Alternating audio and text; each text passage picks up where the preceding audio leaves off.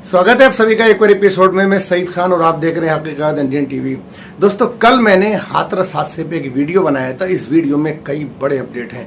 आज बात करेंगे इस वीडियो में कि कौन कौन गुनहगार हैं और किस तरह से ये प्रोग्राम ऑर्गेनाइज किया और कहां कहां कमियां रही। हाथरस हादसे में अब तक 121 लोगों की मौत हो चुकी है और हाथरस के बाद भोले बाबा यानी मैनपुरी के बिछवा स्थित अपने आश्रम में अंडरग्राउंड हो गए और आश्रम के बाहर भारी पुलिस बल तैनात है। हाथरस के फुलरई गांव में नारायण सरकार उर्फ भोले बाबा का सत्संग था। इसी बीच श्रद्धा के लिए यानी कि जब बाबा वहां से निकल रहे थे, उनके पैरों की धूल लेने के लिए औरतें और बच्चे जब आगे आए तो उनके समर्थकों ने उन्हें पीछे धकेलने की कोशिश की और इस दौरान भीड़ अनियंत्रित हो गई। भगदड़ ऐसी मची कि लोग एक दूसरे को कुचलने लगे। हादसे में अब तक 121 लोगों की मौत हो चुकी है, जिसमें 114 महिलाएं हैं और 100 से ज्यादा लोगों का इलाज चल रहा है। आइए जानते हैं इस मामले में उन 10 गुनहगारों को जिनकी वजह से हादसा हुआ, जिन लोगों पर कार्रवाई होना चाहिए। सबसे पहले नंबर पे आते हैं भोले बाबा। हाथरस में सबसे बड़े गुनहगार हैं भोले बाबा। उनके ही सत्संग में इतनी भीड़ जुटी और 121 लोगों की जान गई। पुलिस ने जो एफआईआर लिखी है उसमें 28 लोग आरोपी बनाए गए, लेकिन हैरानी की बात यह कि इसमें भोले बाबा का नाम नहीं है। यूपी में बाबा की सरकार है और बाबा शायद बाबा की मदद कर रहे हैं। रिपोर्ट के मुताबिक जब भक्त कुचल रहे थे तो उस वक्त बाबा जान बचाने के लिए भाग रहे थे।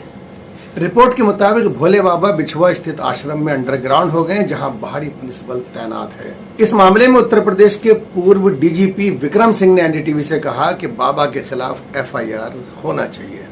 और दूसरे नंबर पे आते हैं सत्संग के आयोजक। जिन लोगों पर एफआईआर की गई है उनमें से 26 लोग सत्संग के आयोजक हैं। आयोजकों ने प्रशासन से 80,000 लोगों की परमिशन मांगी थी, लेकिन वहां पर 2.5 लाख लोग एकत्रित हो गए। सवाल ये उठता है कि क्या 2.5 लाख लोगों के लिए उन्होंने पर्याप्त इंतजाम किया था। तीसरा नाम आता है सेवादार यानी कि बाबा की प्राइवेट आर्मी। आश्रम और सत्संग में सारी व्यवस्थाओं को देखने के लिए भोले बाबा के सैकड़ों सेवादार तैयार रहते हैं। इनका काम होता है लोगों को पानी पिलाना, खाना खिलाना और बैठने का इंतजाम करना, और भीड़ कंट्रोल करने का जिम्मा भी इन्हीं पर होता है।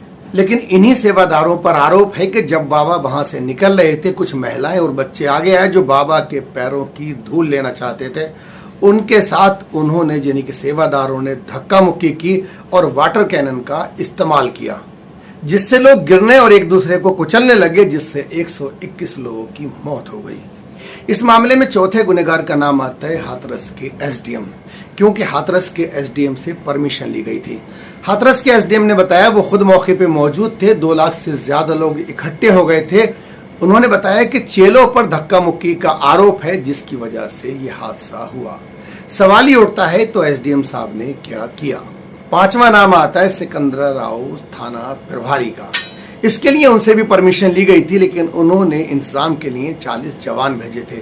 क्या 2 लाख से ज्यादा भीड़ के लिए 40 जवान पर्याप्त थे? आखिर उन्होंने और जवान वहां रवाना क्यों नहीं किए? छठा नाम आता है ट्रैफिक पुलिस का।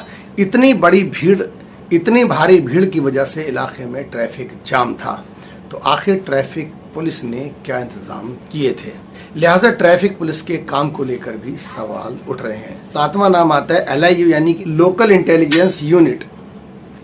इसको भी हाथरस हादसे के लिए जिम्मेदार बताया जाता है। एलआईयू को काम है चप्पे चप्पे की जानकारी रखना और उसको थाने तक पहुंचाना। एलआईयू प्रॉपर जानकारी नहीं जुटा सका, लिहाजा एलआईयू भी कटघरे में खड़ा होता है। 8वां नाम आता है फायर ब्रिगेड का।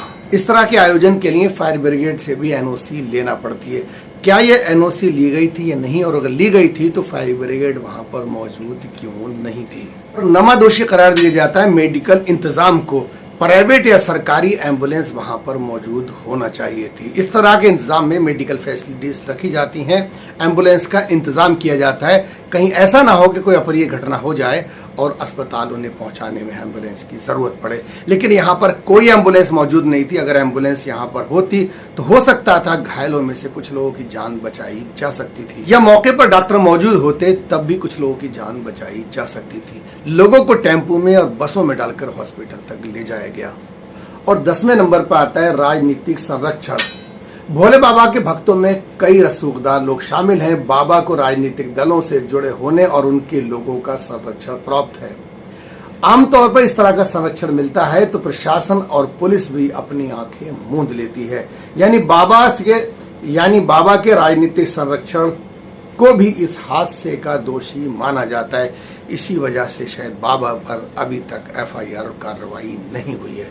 दोस्तों, उम्मीद है इस हादसे से जुड़ी ये जानकारी आपको पसंद आई होगी। इस जानकारी को दूसरों में भी शेयर करें और चैनल को सब्सक्राइब करने बहुत बहुत शुक्रिया। जिन 10 लोगों से आपको अवगत कराया, अगर इस तरह के प्रोग्राम में ये सब लोग अपनी जिम्मेदारी निभाएं तो ऐसे हादसों से बचा जा सकता है।